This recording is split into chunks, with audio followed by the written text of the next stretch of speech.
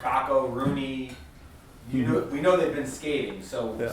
how do they look to you, and how long do you think it'll take them to ramp up? They look really good out there. They've been skating a long time. Conditioning's not an issue, so we'll see once they talk to the trainers when they get off the ice and see what tomorrow brings in the near future. But they'll find out in this afternoon probably what the plan is. So in your mind, is there a chance they could play tomorrow? Oh, definitely a chance. Yeah. You don't feel like they need a certain number of practices with the full team? No, not at this stage. No.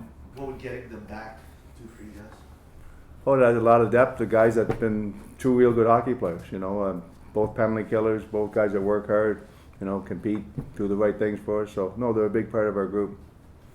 Does getting them back when you potentially lose Mott and Heal at the same time, does that make it even more important? Definitely, no, for sure. And I mean, Phil's day to day. Mott's going to be a longer term, but Phil's day to day. So we'll see where that goes.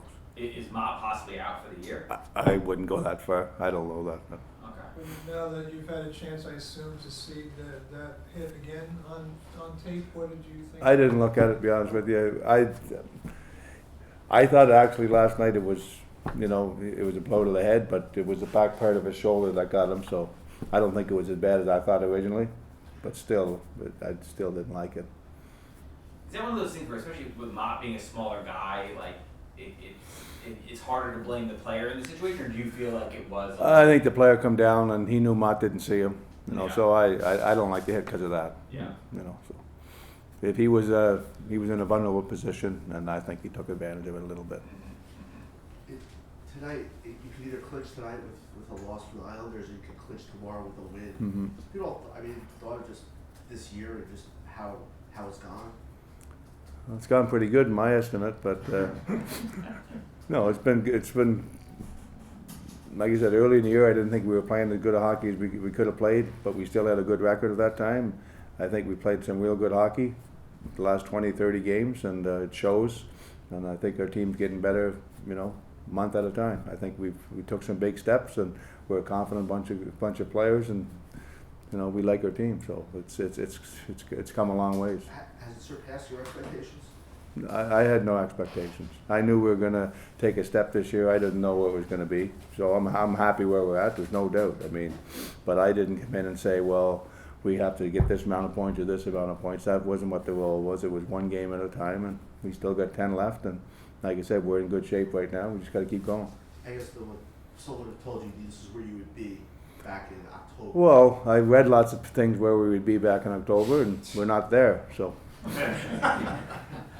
You have a shot at first place. How does that?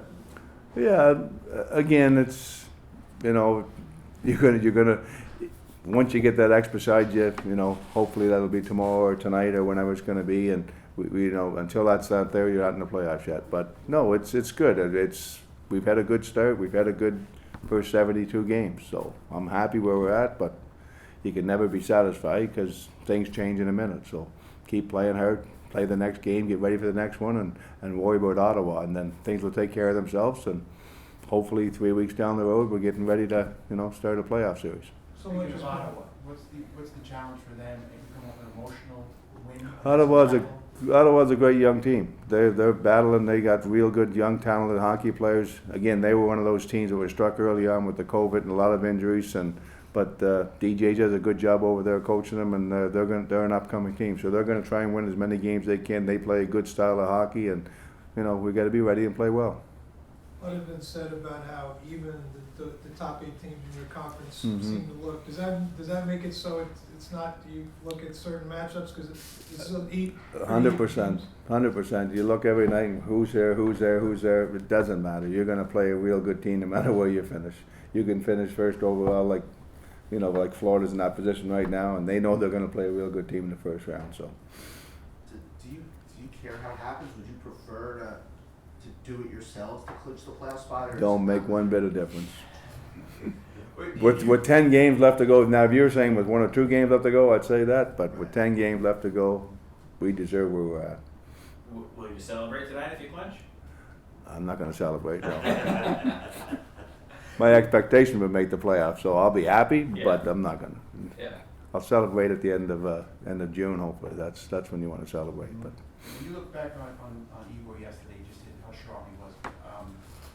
I mean, I'm sure he didn't wanna have all the shots on him, but just the way he stepped up, how comforting is that for you? No, I get no issues when a goaltending goes in there, and it's a strong part of our hockey team. I mean, Igor has been, as you know, a Vezina candidate all year long, so he's been great and he's played good hockey. And Georgia goes in the last 5 games and wins 5, so we're happy with our goaltending. It's a big part of our group, and you know, I don't go into a game saying I hope our goaltending is good tonight.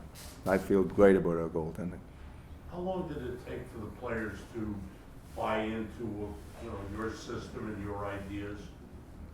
Didn't take long at all. I mean, seriously, when I got here and I talked about working with Team Canada last year, guys, systems aren't a big deal. It's about doing the right things and playing the right way and executing the right way. And like I said, when I got to this team, I knew there was a few little holes to take care of, but they were on their way up.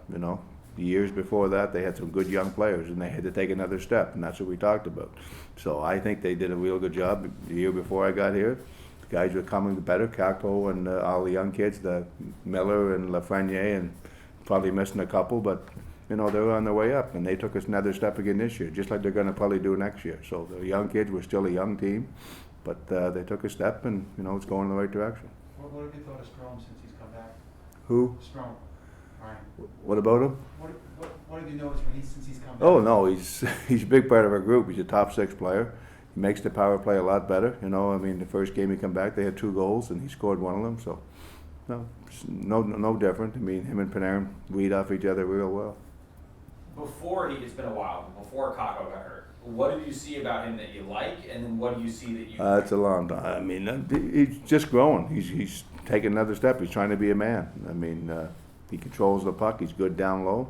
We want him to score more and take another step there. But he's been hurt for 8 or 9 weeks now, so we'll see where it goes. And it's going, might take him a little bit of time here, but I know he's in good shape and he's excited to play.